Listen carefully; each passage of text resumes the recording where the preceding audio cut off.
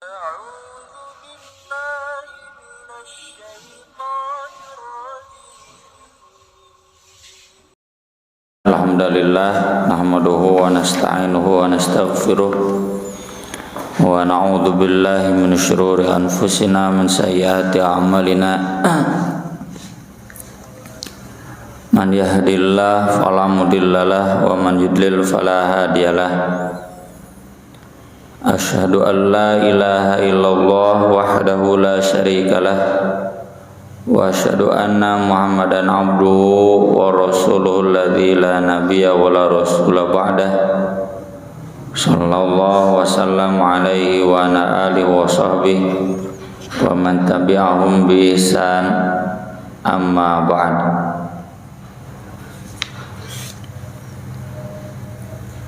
Hadis dari Anas bin Malik radhiyallahu an, ia menceritakan marra Abu Bakrin wal Abbas radhiyallahu anhuma. Abu Bakar dan Al Abbas, paman Nabi, ya, ayahnya Ibnu Abbas, semoga Allah meridhai mereka berdua, lewat di majlisin min majalisil ansor, di satu majelis orang-orang Ansor yang sedang berkumpul, tapi wahum yabkun, mereka sedang menangis, ngarariung, ngalalobrol, ya, sambil menangis. Faqala, maka bertanya, kemungkinan besar kata Ibnu Hajar ini adalah Al-Abbas, ma yubkikum, apa yang membuat kalian menangis? Qalu, kata sahabat-sahabat orang Ansor tersebut, zakarna majlisan Nabi sallallahu alaihi wasallam minna, kami teringat majelis Nabi sallallahu alaihi wasallam dari kami. Dalam keseluruhan sanadnya kalau kita telusuri, ini terjadi kejadiannya ketika Nabi sallallahu alaihi wasallam menjelang wafat, ketika Nabi sallallahu alaihi wasallam sakit dan kajian libur udah hampir 2 minggu, ya, dan Nabi sudah sakit parah. Nabi SAW itu kan nyaris nggak pernah sakit, ya. Jadi sakitnya itu yang nanti disebutkan dalam hadis sendiri oleh Nabi, hanya ada satu penyakit yang tidak mungkin disembuhkan, yaitu penyakit tua. Dengan penyakit yang Nabi alami saat itu, para sahabat sudah berfirasat bahwa umur Nabi SAW tidak akan lama lagi. Maka sahabat-sahabat Ansor ini menangis karena rindu bermajelis dengan Nabi SAW dan sedih seandainya Nabi SAW kemudian wafat, padahal mereka masih ingin bersama dengan beliau. Fadakhala ala Nabi sallallahu alaihi wasallam, lalu Abbas masuk ke rumah Nabi sallallahu alaihi wasallam. Abbas dan Ali ini keluarga Nabi yang sigap mengurus Nabi sallallahu alaihi wasallam ketika sakit sampai wafatnya. Abu Bakar, Umar sama, tapi yang mengurus teknis langsung itu keluarganya, karena Abbas kan keluarganya, Ali keluarganya, menantunya malah. Maka dari itu hadis-hadis seputar Nabi SAW sakit, wasiatnya apa, itu Abbas yang menyampaikan banyak. Fa akhbarahu bidzalik, lalu Abbas menyampaikan kepada beliau Orang-orang Ansor cenah menangis, rindu dengan majelis Nabi. Qala fa kharajan Nabi sallallahu alaihi wasallam, maka Nabi sallallahu alaihi wasallam keluar dari kamarnya. Wa qad asaba ala ra'sihi hasyata burdin, dan beliau diikat kepalanya atau asobate diperbannya, ditutup, ikat kepalanya dengan hasyata burdin, mantel, kain mantel yang tebal, kan sedang sakit ya. Qala fasoidal minbar, beliau lalu naik mimbar. Walam yas'aduhu ba'da dzalikal yaum, dan beliau tidak pernah lagi naik mimbar sesudah itu. Jadi ini ceramah Rasulullah sallallahu alaihi wasallam yang terakhir sebelum wafat. Fahamidallah wa athna alaih, lalu beliau bertahmid kepada Allah dan menyanjungnya. Tsumma qala, kemudian beliau bersabda, usikum bil ansor, aku wasiatkan kalian kaum Ansor. Kalau diwasiatkan berarti jaga dengan baik, hormati, hargai.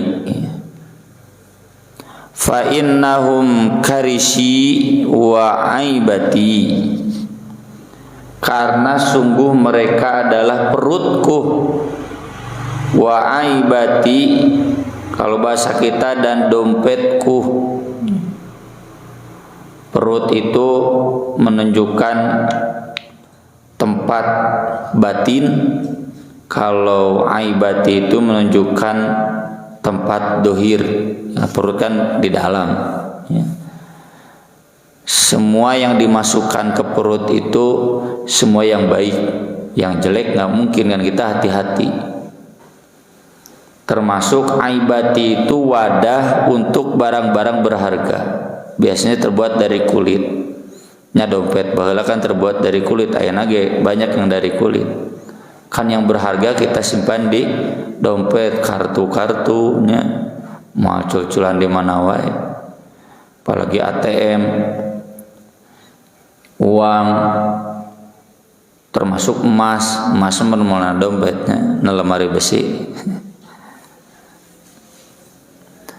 Maksudnya kata Imam Ibnu Hajar, ini adalah gambaran bahwa orang-orang Ansor itu bitonati wa khossati. Bitonah itu kepercayaan batin, orang-orang yang Nabi SAW percayai batin mereka, bukan lahir deui, percaya jeung hati-hatina. Makanya istilah bitonah itu jadi teman dekat atau penasihat atau karyawan, tergantung posisinya. Kalau di atas berarti atasan yang paling dekat, sudah saling percaya. Kalau setara berarti teman yang paling dekat, sudah saling percaya. Kalau di bawah berarti karyawan yang paling dekat, sudah saling percaya. Anu ulah siga karyawana sinirina jubir we nya. Dipercaya ku indungna jol BAP tanah kabeh. Itu berarti lain bitonah ya. Makanya ada larangan di Al-Qur'an, la tattakhidhu bitonatan min dunikum, tidak boleh menjadikan bitonah kepercayaan orang yang bukan dari agama kamu. Orang kafir itu nggak boleh dijadikan kepercayaan. Tapi kalau mereka dipekerjakan mah boleh-boleh saja ya. Nabi juga kan berinteraksi, dagang, berserikat, bisnis, berkongsi dengan orang-orang kafir, cuma jangan terlalu percaya. Bisi jiga nirina jubir eta ya. Wa khossati itu artinya orang-orang yang spesial untukku. Ya, kan aibah itu tadi wadah uang, wadah yang berharga. Orang-orang Ansor ini kepercayaanku, orang-orang Ansor ini orang-orang yang istimewa bagiku. Wa qad qadaul ladzi alaihim, sungguh mereka telah memenuhi janji yang mereka sanggupi. Apa janji di sini? Kewajiban yang mereka harus lakukan. Janji di sini kata Ibnu Hajar adalah baiat Aqobah, ketika Nabi SAW pertama kali bertemu kaum Ansor. Kan sudah dijelaskan ya tempo hari yang lalu. Unik ya dakwah Nabi itu, ngadakwahan ke orang Makkah banyak penentangannya. Hari orang Ansor di Madinah, Nabi nggak pernah berdakwah ke sana. Orang Ansor yang mencari Nabi, ya karena tahu dari orang Yahudi akan ada Nabi terakhir, ciri-cirinya begini. Lalu dapat informasi kan kalau aku mage jika Bandung Jakarta nya Makkah Madinah teh cenah itu di Bandung aya nu ngaku Nabi, ciri-cirinya persis sama Badami ya kan. Rombongan pertama 12 orang datang ke Makkah, diterima oleh Nabi di Aqobah. Aqobah itu kan di Mina ya, yang dijadikan jamroh atau jumroh. Itu tempat tersembunyi, bukan di Makkah. Kan Mina itu sampai sekarang juga kota mati ya. Tempat tersembunyi di balik pohon. Dulu ada pohon, kalau sekarang mah tugu-tugu ya, tugu Jamarot ya, di balik pohon-pohon. Nah, rombongan kedua tahun depannya pas musim haji ya. Tekan pas musim haji mah berbaur, jadi mereka tinggali gitu ya. Di Mina itu kan berbaur ya. Pas musim haji rombongan kedua tahun depannya 72 orang. Dikenallah Baiat Aqobah 1 dan Baiat Aqobah 2. Itu terjadi pada tahun 11 dan 12 dari kenabian. Sesudah Nabi diangkat jadi nabi. Kaum Ansor datang ke Makkah mencari Nabi dan menyanggupi untuk menolong, membela, melayani dan menerima Nabi ketika beliau harus diusir oleh kaumnya. Kan sebagaimana awal Nabi SAW mendapatkan wahyu lalu dikonsultasikan dengan Waraqah bin Naufal. Kata Waraqah bin Naufal, suatu saat kamu akan diusir oleh kaum. Kenapa mereka mengusirku? Aku nggak punya salah kepada mereka. Semua nabi juga mengalami hijrah ya, diusir oleh kaumnya. Seandainya aku masih muda, seandainya aku masih hidup gitu kan, ya laitani kuntu jaz'an, ya laitani kuntu hayyan ya, aku akan menolong kamu, kata Waraqah. Nah, ketika Nabi harus diusir, kaum Ansor kemudian menyanggupi untuk menerima Nabi, membela Nabi. Mereka betul menunaikan janji mereka. Wa baqiyalladzi lahum, dan tersisa hak untuk mereka. Apa hak untuk mereka? Balasan surga ya, yang tersisa tinggal mereka menunggu balasannya, yaitu surga. Faqbalu min muhsinihim, terimalah amal baik mereka, wa tajawazu an musiihim, ampunilah orang-orang yang berbuat salah di antara mereka. Terimalah orang-orang berbuat kebaikan di antara mereka, dan ampunilah orang-orang yang berbuat salah di antara mereka. Ini tes paketnya. Ketika seseorang fokus ke orang lain itu di kesalahannya, dah kebaikannya tidak akan diingat. Tunggu jauh-jauh lah. Orang pas jeung istrinya kan ada lain aibnya, itu mah bumbu-bumbu rumah tangga. Lalu kita ingat kejelekannya itu, dah poho weh kanu jasa istri semua. Kecuali ketika kita insaf ya, merenung dinu salat, zikir, diingat kembali. Pengorbanan istri kita jasanya semua kagantian nya. Moal mikiran hayang cerai nya. Soalnya sedenean gantina. Pengorbanan istri kita ya dalam standar yang diabadikan dalam Al-Qur'an kan, ketika mengandung ya, menyusui, melahirkan, kan mau kagantian orang, mau katakan ya. Sama istri juga kan, kata Nabi SAW, jangan menjadi perempuan yang kafir. Apa perempuan yang kafir teh?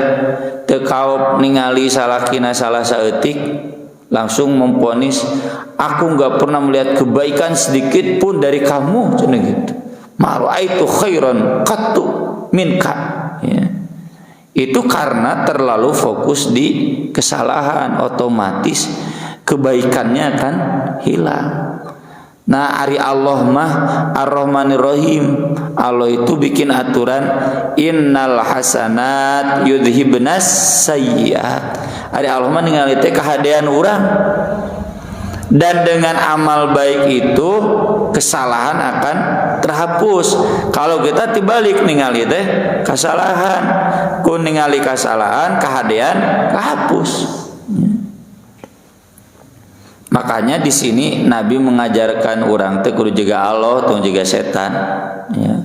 Ningali goreng nawe Adam teh cenah dijieun tinutan, embung sujud ke Adam. Dalam ayat lain kan, faman thaqulat mawazinu fahuwa fi isyatir radiyah. Terus waman khaffat mawazinu, berat timbangan amal kebaikan. Ayat amal kejelekan ada, tapi udah semua dihitung ku Allah kejelekan. Kalau berat timbangan amal kebaikan katutup.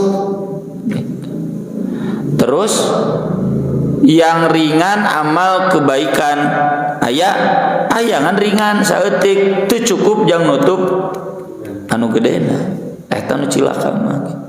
Jadi fokusnya di amal kebaikan. Makanya Ibnu Taimiyah sampai menulis satu risalah khusus dalam Majmu' Fatawa, Raf'ul Malam an A'immatil A'lam, mencabut celaan, mencabut hinaan dari imam-imam seluruh alam.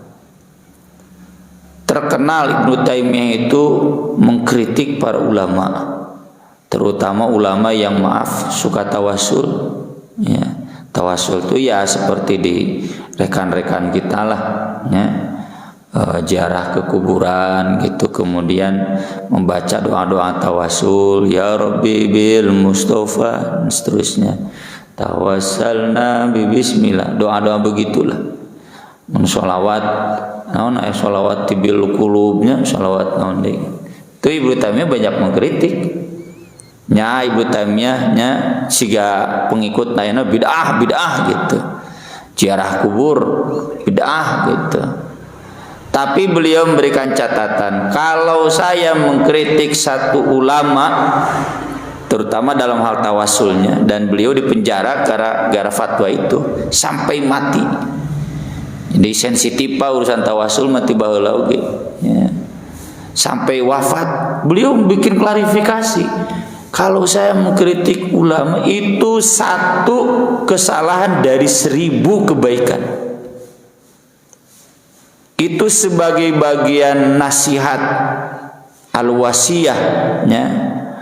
Dan an-nasihah kan li a'immatil muslimin, mendudukkan perkara sejelas-jelasnya, tapi saya sama sekali tidak menghina mereka.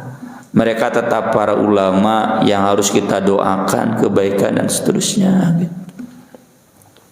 Sama seperti Syekh Albani ya, kan beliau nulis buku khusus taraweh teh kudu 11 lain 20 tilu. Kemudian beliau bahas di bagian akhir, lalu bagaimana, mengapa faktanya sepanjang sejarah di Masjidil Haram dan Masjid Nabawi taraweh teh 2 tilu. Sepanjang sejarah tadi sejak zaman sahabat. Beliau kemudian memberikan catatan, itu adalah kekeliruan ma'fuun an, yang pasti akan diampuni untuk para ulama, ya.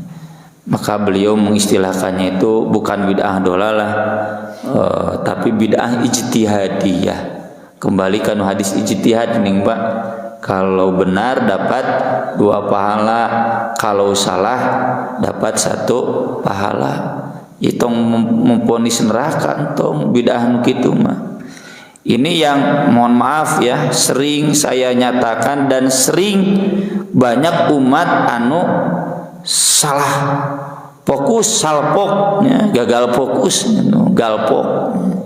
Wah cenah menang muludan teh cenah sudin teh kumaha itu tengah Bandungan ya.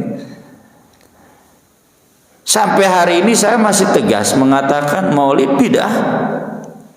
Tapi itu kan yang mengamalkannya ulama sekelas Ibnu Hajar ini nulis Fathul Bari.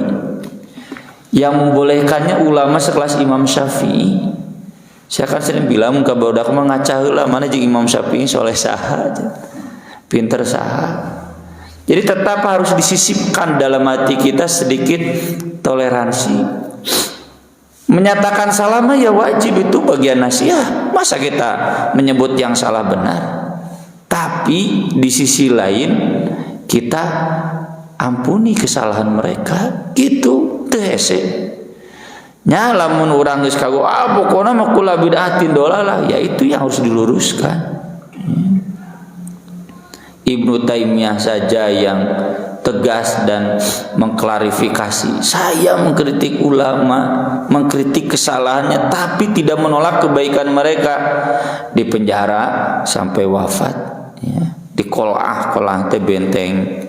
Kan dulu setiap negara ada benteng ya, di perbatasan tadi di Suriah, di Damaskus. Sekarang juga masih ada benteng.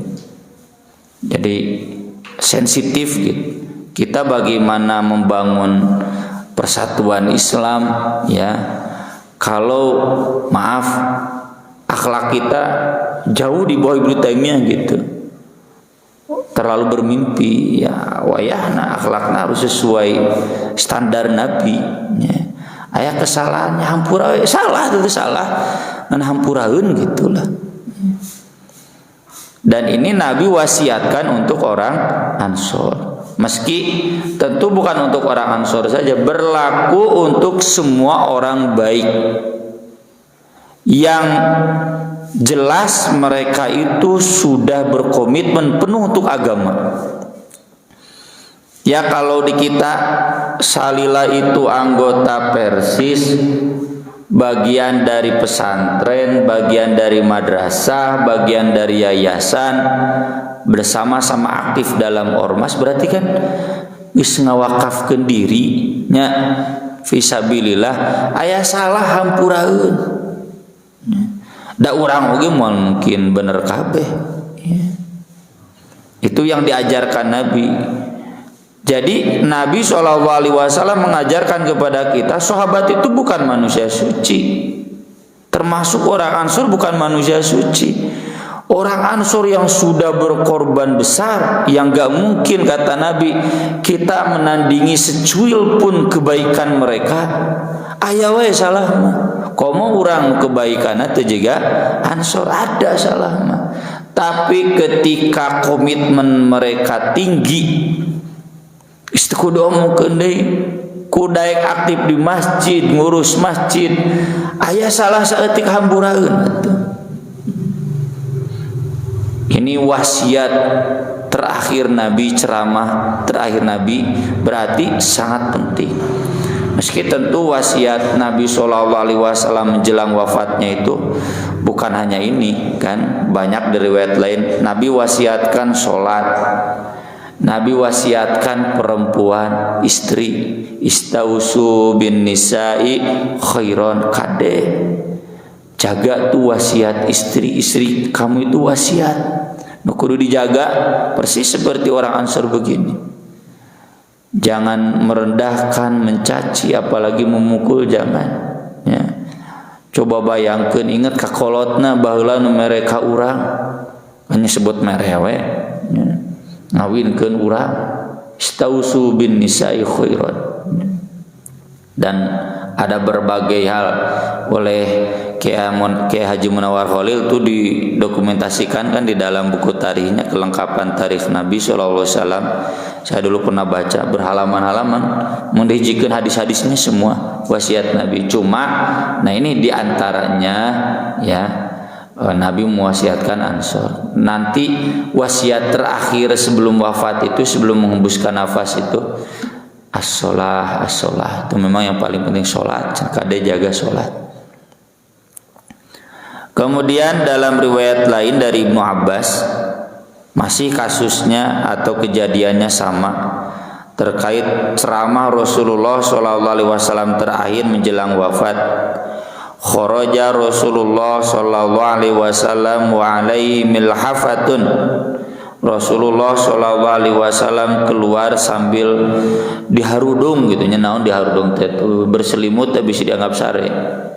Bari diharudung, ditutup lah tubuhnya karena kan sedang sakit. Muta'attifan biha alaman kibaihi, yang diikat di atas dua bahunya. Wa alaihi sobatun dasma, beliau juga memakai sorban hitam ya. Hatta jalasa alal minbar, sampai duduk di atas minbar. Fahamidallah wa athna alaih, beliau bertahmid kepada Allah dan memujinya. Berarti ceramahnya sambil duduk ya, nggak sambil kan dulu mimbar nggak ada yang begini Pak, ini mah podium kan. Mimbar itu dulu 3 tangga udah nya, siga podium di pasantren lah nya, paranti santri ceramah. Nah gitu tuh mimbar, dan ada tempat duduk, jadi bisa sambil duduk. Kan Nabi khutbah Jumat duduk dulu kan, jadi ada tempat duduk. Mundi kita di mananya mimbar seperti dulu mah pernah saya lihat di Istiqlal duka, tapi ayeuna geus direnovasi ya. Jadi ceramah itu nggak ada podium begini. Ada masjid kata Ustaz Rahmat Najib di daerah Buah Batu, tata cenah mimbarna juga Rasulullah, lalu cenah bilang ke beliau, mimbar-mimbar yang ada di sini bid'ah cenah. Seri wece atau urusan mimbar wae nya bid'ah, ke cenah mikna bid'ah nya. Ya meja bid'ah, itu mah urusan duniawi ya. Jadi beliau ceramahnya sambil duduk. Lalu beliau bersabda, amma ba'du ayyuhan nas, wahai jamaah sekalian, innan nasa yaksurun, nanti akan ada banyak manusia bertambah banyak, umat Islam akan bertambah banyak. Wa taqillul ansor, sedangkan kaum Ansor menjadi sedikit. Hatta yakunu kal milhi fit ta'am, hingga seperti garam dalam makanan. Aya uyah sa sinuk pan moal, sa senok oge jarang, sedikit saja garam itu. Tapi membumbui ya. Aya paribasa asa teu uyahan ya. Sedikit tapi penting. Faman waliya minkum amron, maka siapa saja di antara kalian yang jadi pemimpin, yadurru fihi ahadan aw yanfa'uhu, yang memadorotkan dalam kepemimpinannya kepada seseorang atau memberikan manfaat kepadanya, fal yaqbal min muhsinihim, terimalah dari orang baik mereka, wa yatajawaz an musihim, dan ampunilah orang yang berbuat salah dari mereka. Dalam riwayat lain Anas bin Malik juga meriwayatkan yang sama. Jadi ini hadis yang kita bahas dari 2 sahabat, satu dari Anas, 2 dari Ibnu Abbas, dan dua-duanya sama dari Abbas. Wan nasu sayakturun wa yaqillun, nanti umat Islam akan bertambah banyak sementara Ansor akan sedikit. Kata Ibnu Hajar, sampai sekarang terbukti orang Ansor itu bahkan punten habis, nggak ada keturunan yang ada kan tinggal Quraisy, keturunan dari Ali dan Fatimah, karena memang itu ada wasiat khusus dari Nabi. perhatikan keluargaku, perhatikan keluargaku. Maka keluarga Nabi itu dari dulu dijaga silsilahnya sampai sekarang. Dan kita sudah bahas kan tempo hari yang lalu di seputar sahabat yang menjadi ahlul bait Nabi, keluarga Nabi. Kita hormat kepada mereka, kita cinta kepada mereka, tapi tidak perlu kultus kepada mereka. Sama saja kedudukan mereka dengan sahabat lain. Jadi di sini Nabi SAW menginformasikan seakan-akan kaum Ansor ini nanti menjadi manusia-manusia langka. Saking sedikitnya langkahnya, dihargailah, dihormati, ibarat garam dalam makanan piraku. Lah cenah saeutik ieu teu kudu diuyahan, nya teu ngeunah tuh cawerang. Ya. Jadi Nabi SAW sampai mewasiatkan siapapun nanti pemimpinnya, sok karasaku bapak nu jadi pemimpin, ya minimal di rumah tangga kan babari ningali batur nu salah teh, atau sama juga katanya rakyat ke pemimpin. Tapi ketika jadi pemimpin terasa ini dia menyakiti kita, ini kurang bagus, yang ini bagus ke kita, ya antara oposisi dan pengikut kan ketika jadi pemimpin. Pokoknya terlepas dari bagaimana nanti kaum Ansor, terimalah orang-orang baik mereka, ampunilah orang-orang salah dari mereka. Ini nanti terkaitnya dengan hadis berikutnya. Karena kan Ansor di masa pertama nggak mau berbaiat, ada kaum Ansor nggak mau berbaiat kepada Abu Bakar karena persoalan politik, ya. Dan kemudian kita tahu sepanjang sejarahnya baik Abu Bakar sampai Ali bin Abi Thalib itu tidak pernah berkonfrontasi dengan kaum Ansor yang tidak mau berbaiat. Jadi hadis ini mungkin mewasiatkan kepada ketuanya, orang presiden, gubernur, kalau ada oposisi nutsok ngeritik we ka ketua teh, siga nu ngamusuhan ka gubernur, ka wali kota, tapi nyatanya mereka itu ahli ibadah, nyatanya mereka punya jamaah hampuraheun gitu. Nyatanya mereka orang-orang yang komitmen pada agamanya tinggi, ya. Maka ya jangan diambil hati itu untuk diampuni, ya. Jadi secara umum kita mengampuni orang yang salah itu disyariatkan. Nah, hadis ini lebih khusus lagi kalau itu adalah orang-orang baik seperti kaum Ansor. Mudah-mudahan kita bisa mengambil ibrah, ya, seperti yang tadi saya sebutkan. Bukakanlah hati kita kepada mereka yang berbuat salah kepada kita atau jelas-jelas melakukan kesalahan berdasarkan dalil yang kita tahu, ya, baik dalam hal fikih, dalam hal akidah, dalam hal akhlak. Selama mereka bagian dari umat Islam, berjuang untuk Islam, hampuraheun, ya. Tapi bukan berarti kita tidak menolak kesalahannya, salah salah, we. Tapi di sisi lain harus ada hati yang diajarkan oleh Nabi SAW di sini. Ampuni orang-orang yang berbuat salah dari mereka. Lihatlah kebaikannya, jangan lihat kesalahannya. Sekian yang bisa kita bahas pada pagi hari ini. Mudah-mudahan bermanfaat. Sebelum ditutup, barangkali ada yang mau menambahkan, mangga nyangakeun.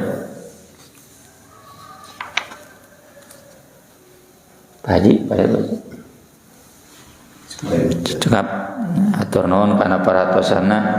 Aqulu qouli hadza wa astaghfirullah li wa lakum. Subhanakallahumma bihamdik asyhadu an la ilaha illa anta astaghfiruka wa atubu ilaik. Wassalatu wassalamu ala Rasulillah. Wassalamu alaikum warahmatullahi wabarakatuh.